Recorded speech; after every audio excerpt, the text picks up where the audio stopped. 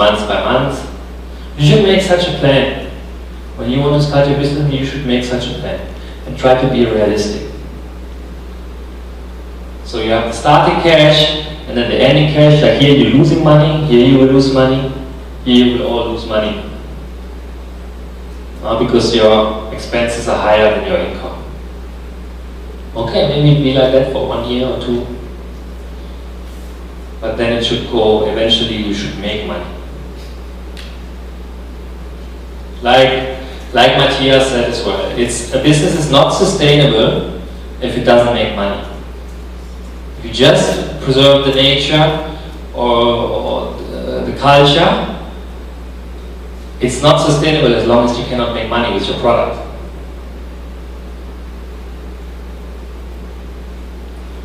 And then the income statement, this you do every quarter, quarterly results, yearly results, revenue, sales, expenses. I advise you to get an accountant. Okay. Honestly, because in the beginning you have to do it yourself because you might not have the money to hire an accountant. But later it's really great to have an accountant who do all these things for you.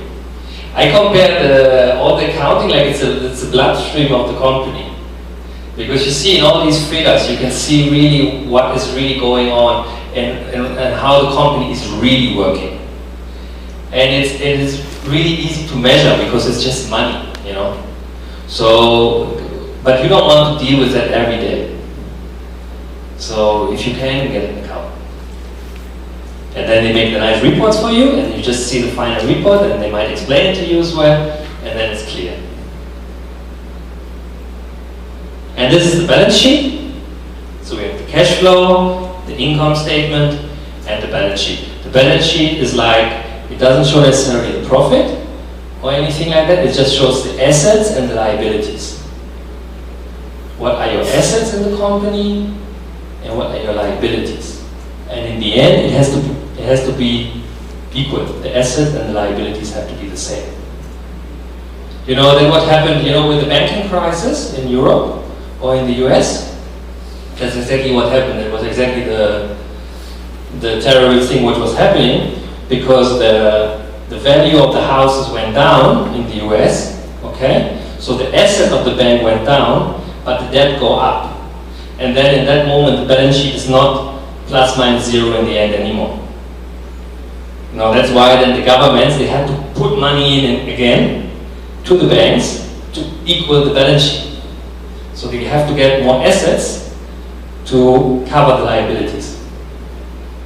So this one has to be plus minus zero. Again, in the end, you have to get an accountant to do this on a monthly basis. Also, you put inside depreciations. You know, you might, for example, have a vehicle. You have computers, PCs. A vehicle, for example, you buy, you can depreciate over a 5 years period. Because it still has a value, it's an asset. A computer, PC, usually depreciates in 3 years. Okay? So when you buy something, you don't lose the money immediately. It still has a value. Depreciates month by month.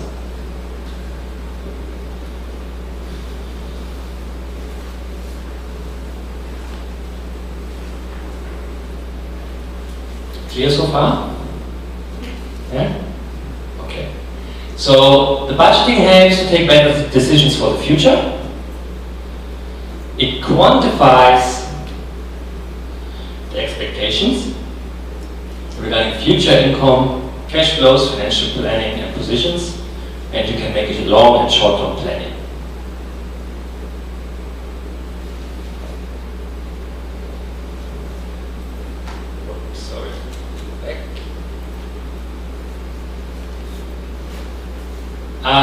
Just to give you an example of what I have to do, practical example, I have to do that. For example, just right now, before coming to Jeju, they were asking for the annual budget and the business plan. So I have to send that to Kony, to headquarters, and I have to do that once a year. So I have to write again the business plan. I write, to be honest, I copy a little bit from last year because you don't have to write anything new. So, and then you just update a bit the numbers. So that's where I write like my SWOT analysis, what are the strengths of the company, what are the weaknesses, what are the opportunities, what are the threats. And then I also write about how I'm going to generate more sales, who will be my target group for the next year, who do I think will be my target group for the future, how are my products I'm selling, and so on and so on. Actually, a little bit what we discussed earlier this morning, I have to do every year, I have to write this Word document. And then, together with that, comes the annual budget. This, luckily I have an accountant, so I just tell him, okay, the EBIT, you know, the earnings before taxes and interest, that's always the very important number, the earnings we make before taxes and interest. Because this is the number you can still influence yourself. There, I say, okay, we should make an EBIT like this next year. If I put my EBIT lower for the next year than this year, it will not be accepted. They will turn it down. I have to make always a higher EBIT. It's no way to get out of it. Even there's no growth. And then I say, okay, my salaries will go up like that. Because if I don't increase my EBIT, my earnings, I cannot increase the salaries. Clear, no? If not, I will lose money. Or I will make less money for the shareholders. Because I'm not the owner of the company. Okay? So I have to write this. I give the account, I tell the account more or less what I want, and then he puts it together, and then also the depreciations we have, further investments we want to do, and so on. You have to put in this annual budget. It's fairly complex. It's fairly complex, and it takes really some time. Especially in our business, in the tourism industry, the most important part are the salaries, because we are mostly very asset light. You know, what do you need to start a tourism business? I mean, you just need a room, an internet access, telephone, fax machine, and computers. But then the human resources, that's what really counts and brings up and down the business. So that's really what brings up the cost, but it's so important, so valuable. And then I have to do the monthly report. Every month we have to make a report. At the end of the month we close the month, and then I have to write down, it's just numbers, and a small report I have to write, how much money we made, where did we make it, or did we have any special marketing campaign or sales campaign, did we do any specific or something like that. And then I have the top 15 report. Top 15 report is like, because we work with many tour operators, so there are over 150 or 200 tour operators we work with, but only the top 15 are the most important, bring most of the revenue. So we have to make a report every month in comparison to the last year. The same month last year and the same period for the whole year last year. So then I can also always see, how is this tour operator doing? How is that one doing? Does it go up? Does it go down? And in case it goes down a lot, I have to ask myself, oh, is he maybe moving to the competition? Maybe I have to spend more time on them? Or maybe it's just a general problem of the tour operator. So you can see all these things from these numbers. Profit and loss report. It's exactly what it says. Outstanding report, because in our business, many times many of our clients, the big tour operators, they have credit with us. So they pay later, they pay sometimes 3 months later, sometimes 6 months later.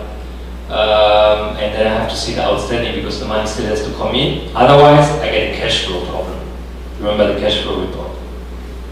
Okay? But for you, if you don't know the client well, you should never give credit, because it can backfire quite a lot. And for individual clients, we never give credit. They always have to pay before. Only if we know the client, is financially stable, we give credit. And then you have to make a forecast, A, B, and C. So at the end of the quarter, you have to make a forecast. how you think the rest of the year will be. It's so difficult because you really don't know how the rest of the year will be. You have no idea. So you just estimate, you see how many bookings do I have for the year, how many people will come on here, how much is it in comparison to the last year. You see this top 15 report will help me on that, and then you write your forecast. And then you send it, and then you have to always compare the forecast with the same period last year and with the annual budget you made before. Okay? So the forecast, A, B, and C, always in comparison with the same period to the last year, and the annual budget. In our industry, it's very, very difficult to forecast anything because, like you mentioned before, I mean, you can have a financial crisis and then all your forecasts will not work anymore. Or you have political instability immediately, suddenly. But still we try to more or less estimate where we're going. Where is the ship heading to? You have to know that more or less.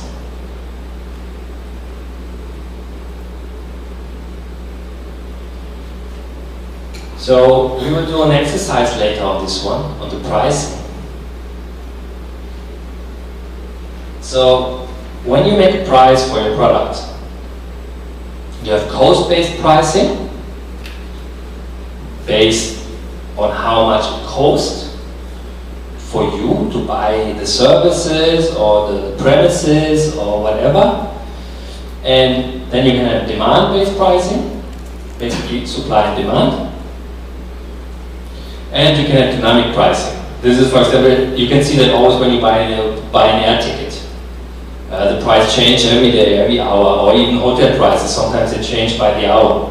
If you buy them on the internet, it's dynamic pricing. It takes the cost and the demand, it takes it all together and creates a dynamic price. Again, here it depends on your product, what you want to do. Generally for products, when you have a land service only, like you have a product where you want to bring tourists, for example, you take them on a boat, you make a trip, usually the price, normally it's always the same. There's no dynamic pricing. It's always the same for the whole year. When you have a hotel or a guest house or a homestay, you might want to change it depending on high season and low season. Yeah? So in the high season you have a higher price, in the low season you have a lower price to attract the customers who want to come. Because also depending on who you want to work with, if you want to work with, for example, with us, with Asian Trails or Kony or with big tour operators, they need to know a little bit the price in advance.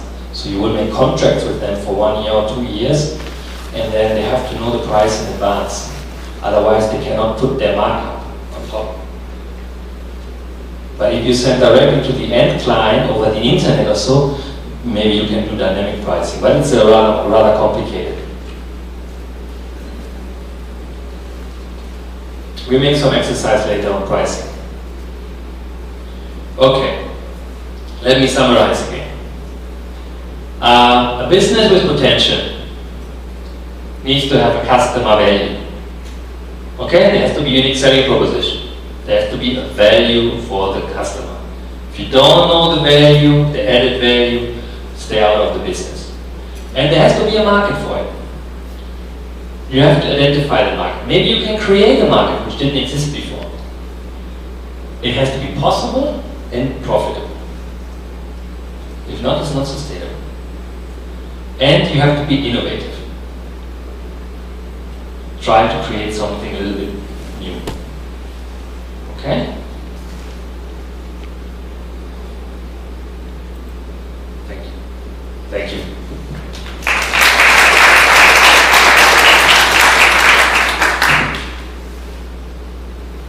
Thanks, Björn.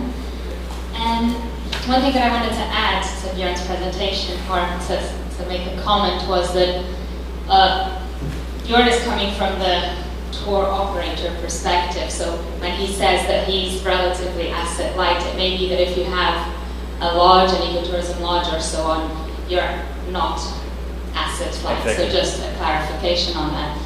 And I just wanted to open the floor for a few questions. Questions on business planning? Or we move on?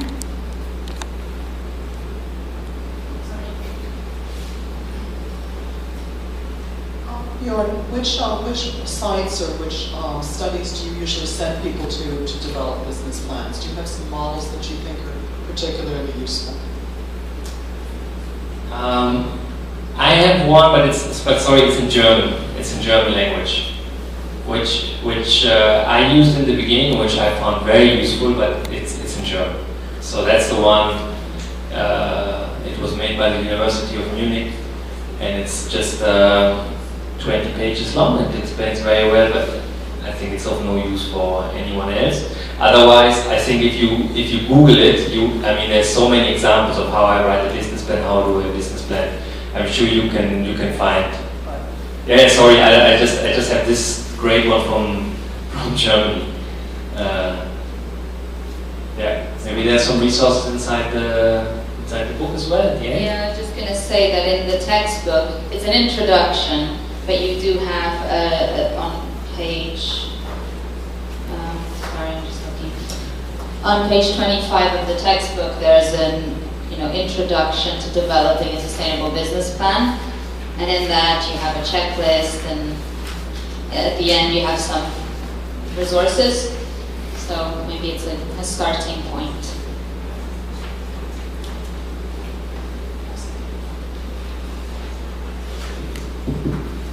Thank you for your presentation. It would be nice to have a case study on a failure and a success. On this, right? On a failure and a success. Two cases to compare, failure in business plans, when in this business plan they can achieve whatever, and then success story. So to see what are the weaknesses, where, Okay, like to see like a good, okay, but this would be, I think, above the time we have for today, I think. And actually, Gopi, who I will introduce in a second, right, once you finish the question, is going to give us a business plan and an idea of how he created his business plan. And I'm sure he had some challenges. A successful and story. It is a success story, so I think it will be an interesting case study to hear. Just not. Sometimes people think that they will start creating a business plan and try to make it perfect. The business plan most of the time is used to help you understand the product. And I would say my advice is sometimes it's good to do a business plan, but sometimes it's always also good to launch the product and see how the market reacts, and then you adjust the product or modify it depending on how the customers you are targeting react. I think it also depends, you're right, but then it depends really on your product. For example, if you want to make a launch, which is a big investment in time and money, you should definitely make a business plan before. If you just, let's say you make a leisurely boat trip and you just rent the boats from some locals, okay, this is not a big investment in terms of money. Maybe you can just try it more easily. It depends on, I think it depends on your product. Yeah.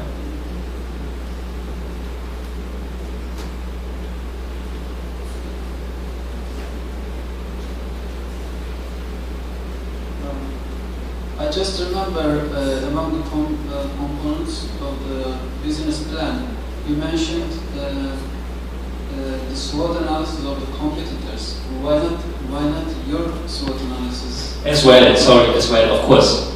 You also do your own SWOT analysis, not only of the competitor. You're absolutely right. Actually, in the business plan, I just had to write again. There's always a SWOT analysis of the whole company. Yeah, of my company, of course.